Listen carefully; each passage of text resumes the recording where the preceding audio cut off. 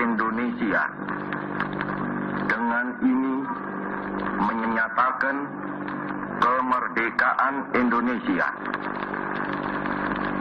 Hal-hal yang mengenai pemindahan kekuasaan dan lain-lain diselenggarakan dengan cara saksama dan dalam tempo yang sesingkat-singkatnya.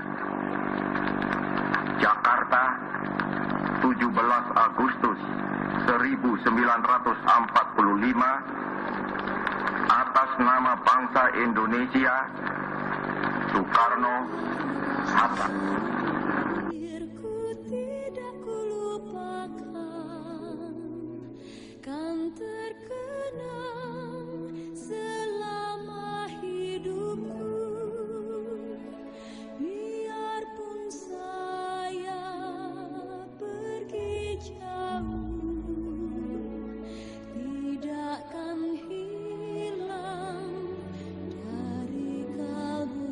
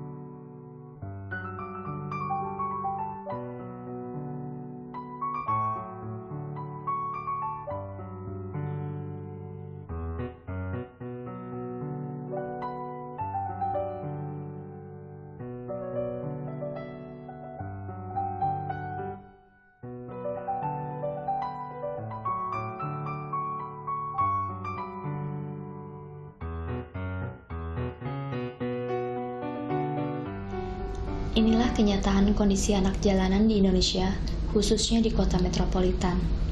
Hampir setiap hari terlihat anak jalanan mengamen di dalam bus kota, di dalam mikrolet, atau di perempatan lampu merah.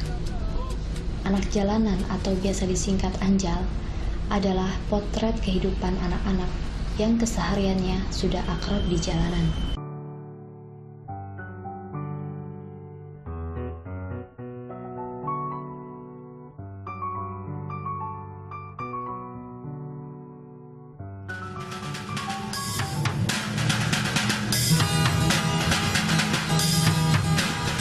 Lalu, apa sebenarnya yang terjadi dengan anak-anak ini? Mereka yang tergolong kecil dan masih dalam tanggung jawab orang tuanya harus berjuang meneruskan hidup sebagai anak jalanan. Dan terkadang, mereka menjadi sasaran tindak kekerasan dari orang-orang yang tidak bertanggung jawab.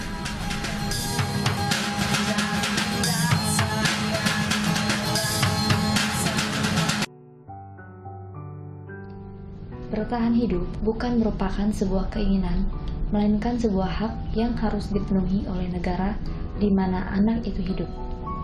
Negara harus secara maksimal dan sungguh-sungguh memenuhi kebutuhan dasar atau hak tersebut. Oleh karena itu, anak wajib memperoleh pemeliharaan dan fasilitas kesehatan tertinggi yang bisa dicapai.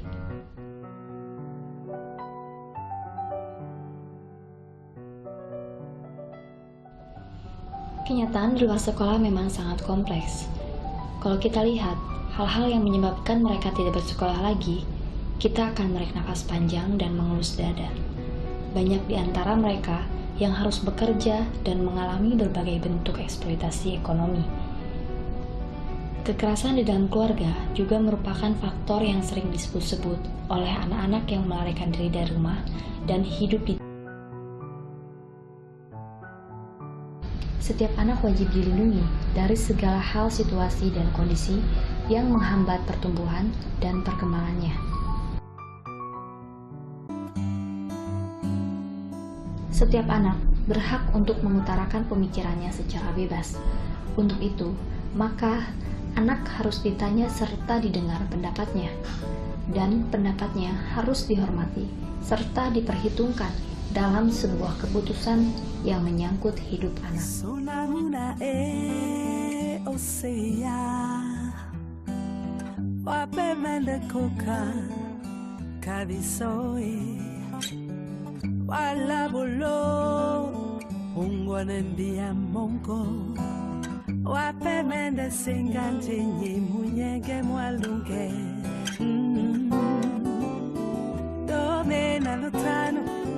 Domna lutanu domena lutanu, domna lunonna lutanu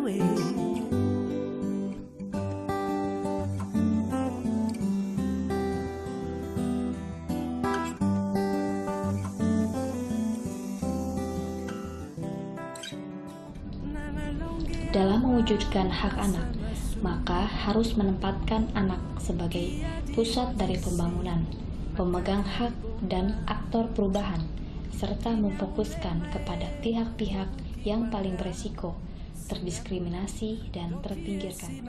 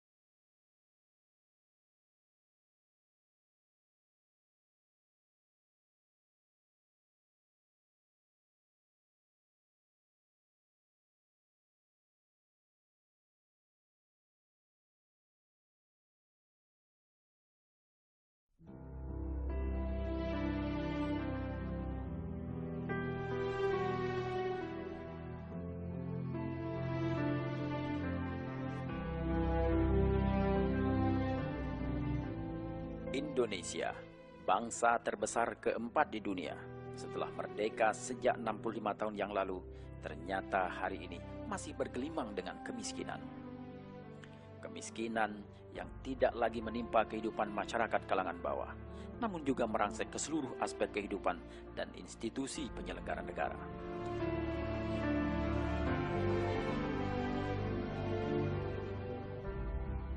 Di negeri kita, pengangguran meluas ke berbagai lapisan, bahkan menimpa mereka yang telah berpendidikan tinggi. Banyak anak-anak bangsa yang terpaksa mencari pekerjaan ke luar negeri karena sulitnya mencari penghidupan di negeri sendiri. Di sisi lain, perlindungan terhadap anak bangsa tidak bisa diharapkan oleh anak bangsa yang membutuhkannya. Jaminan sosial untuk warga miskin dan manula tidak mampu diberikan oleh negara.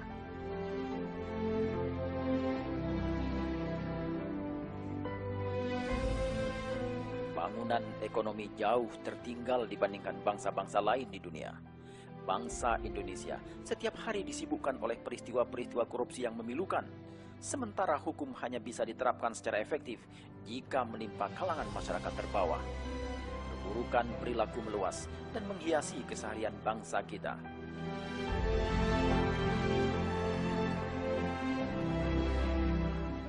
Di satu sisi, sumber daya alam yang sangat berlimpah milik bangsa Indonesia telah dikuasai oleh asing. Aset strategis satu persatu jatuh ke tangan asing.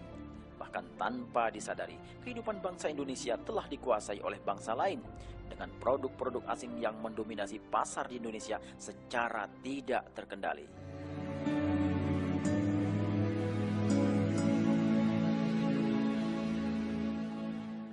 Bangsa Indonesia hari ini hidup di dalam kemiskinan, saling salah menyalahkan.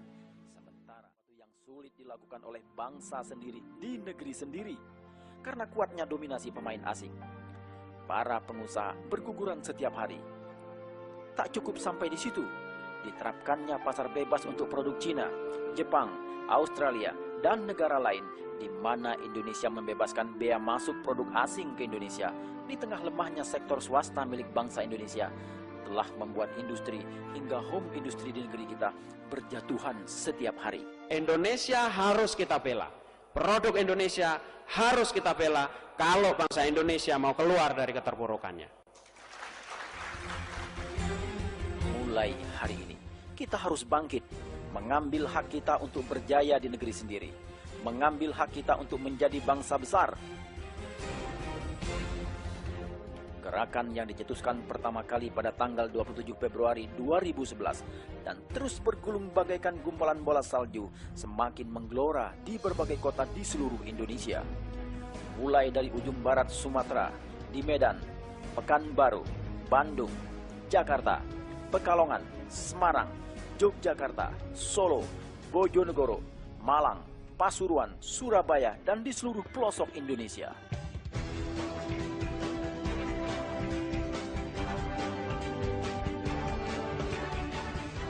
Beli Indonesia bukan gagasan segelintir orang, bukan pula gagasan sebuah kelompok masyarakat. Beli Indonesia adalah sebuah nation anxiety, sebuah keresahan bangsa Indonesia yang telah lelah melihat keadaan bangsanya. Beli Indonesia adalah keresahan semua komponen bangsa, keresahan para pengusaha, para alim ulama, birokrat, mahasiswa, dan masyarakat Indonesia seluruhnya.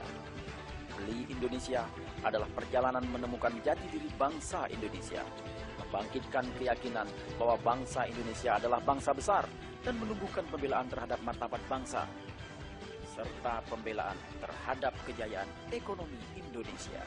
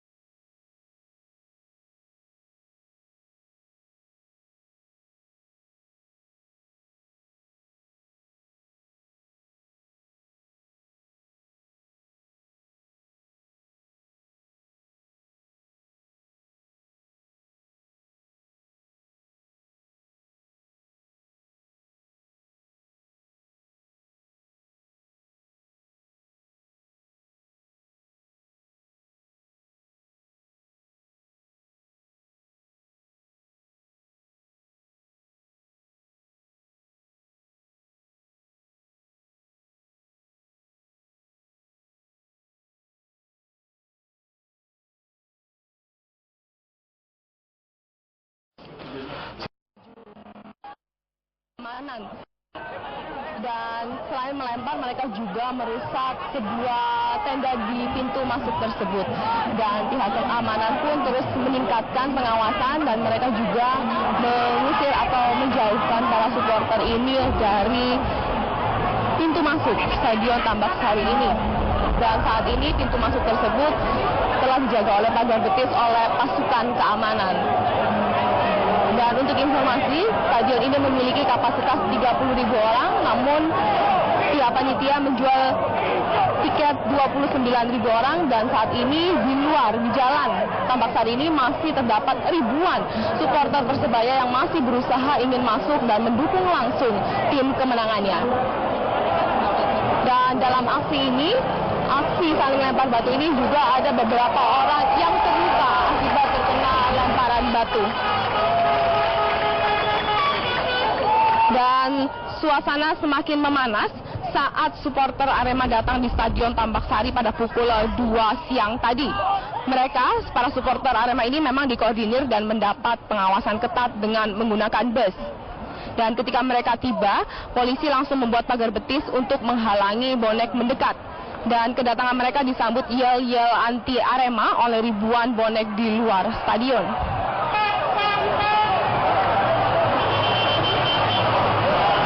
Memang suasana sempat ricuh saat menyambut kedatangan supporter Arema.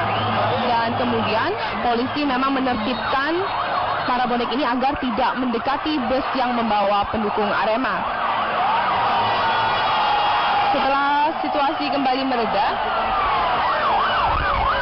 para penumpang bus yang juga pemain Arema ini turun dari bus ingin masuk ke dalam stadion, tapi dilempar batu oleh para supporter bonek. Dan kejadian aksi saling lempar batu ini juga menyebabkan sejumlah orang terluka. Dan memang sejak dibuka pukul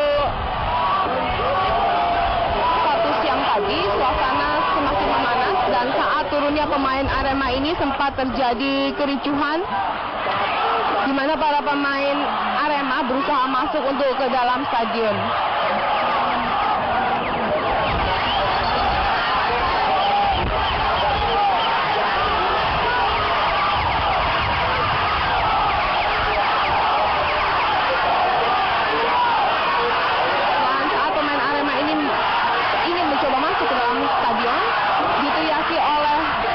Supporter Persebaya ini.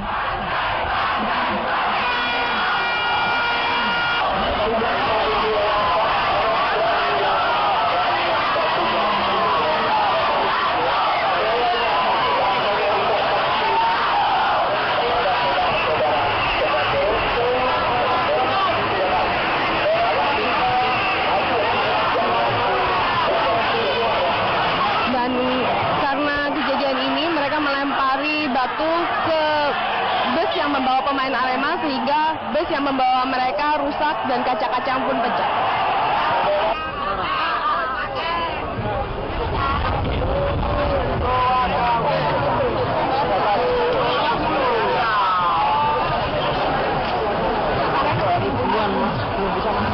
Dan hingga saat ini ribuan penonton ribuan para supporter Persebaya ini masih terus berada di Jalan Tambak Sari dan mencoba masuk ke dalam Stadion Tambak Sari untuk mendukung tim mereka. Dan memang dalam pertandingan kali ini supporter Arema tidak datang di pertandingan ini. Dan memang sudah dibuka pukul 1 siang tadi, para pendukung Persebaya mulai masuk ke dalam Gelora 10 November.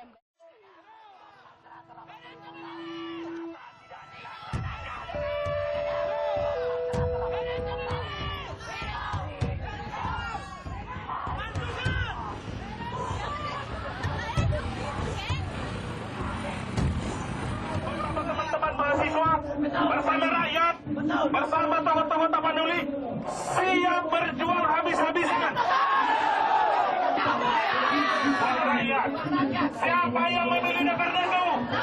Jadi ini adalah akumulasi dari kekecewaan masyarakat Tapanuli atau yang mencita-citakan terbentuknya Provinsi Tapanuli. Sekarang elemen masyarakat pemuda dan mahasiswa Tapanuli datang ke Dewan ini untuk menuntut agar Provinsi Tapanuli diparipurnakan. Karena dari Ini mau kita sampaikan bahwa ada dengan sengaja menjolimi rakyat Tapanuli, bahwa ada orang yang tidak setuju rakyat Tapanuli sejahtera.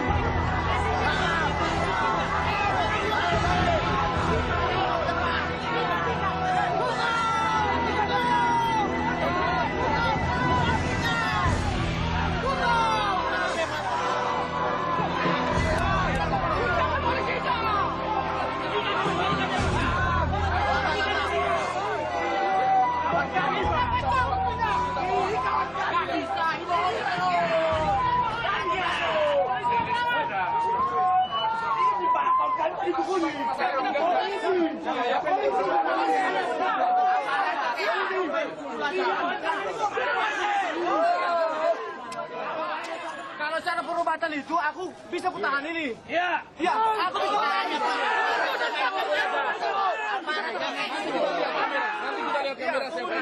Nanti kita lihat kamera. Nanti terang aja. Betul, main pukul kalian, pukul aku naik. Dapat kenal orangnya, polisi yang memukul. Sama pukul aku tadi. Kenal orangnya? Polisi Thailand bilang kayak gitu. Kami ini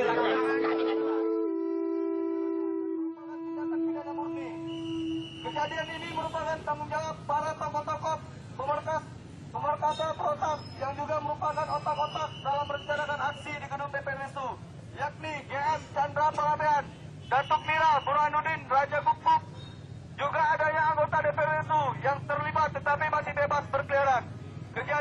juga diindikasi keras keterlibatan oknum-oknum yang berada di Jakarta.